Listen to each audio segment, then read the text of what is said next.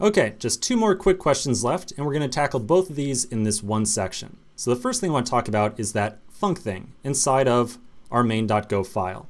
So specifically func main right here. Well, as you might imagine, func is short for function. Functions inside of Go function just like functions in other programming languages as well.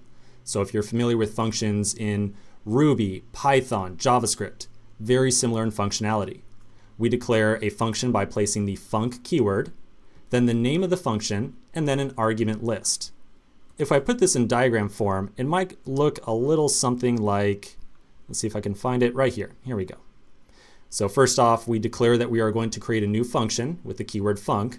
We then set the name of the function, a set of parentheses to which we'll specify the list of arguments that we want to pass to this function.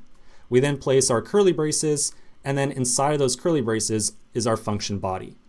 Now this is our first little taste of some syntax around Go, and trust me, we're going to have a lot of time and a lot of practice with some of the basic syntax for stuff like functions and whatnot. So I think that for right now, that's probably enough to just kind of settle on and say, yeah, we pretty much just declared a function. Now the last thing I want to talk about, or the last big question that we have, is how that main.go file is organized. So now that we have a better sense of what packages are, what import statements are, and that function down at the bottom, how do we kind of organize all of these different aspects together inside of a single file? Well, in practice, it always ends up being the exact same pattern. Let me find my diagram here real quick. Here we go. So it's always going to be the exact same pattern inside of every single file that we ever create. At the very top, we're always going to place our package declaration. So remember, we say, oh, this file is a part of package blah, blah, blah. In this case, package main. Then right underneath that, we'll list out all the other packages that we might need to import into this file. So import statement for FMT, and then maybe for IO or OS or whatever other packages we want to get access to, either from the standard library list of packages, which remember we just looked at 2 seconds ago, or we could also specify import statements for custom packages, like reusable packages that you and I have authored ourselves.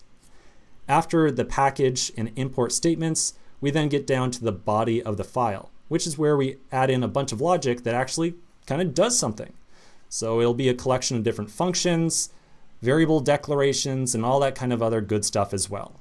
So in general, we're going to get very used to this very same pattern of code in every last file that we put together. Okay, so I think that closes it out for the 5 big questions about our main.go file. So we've spoken about the pattern, we've spoken about packages, imports, we've touched on functions a little bit, and we have a better idea of what this FMT package is doing specifically.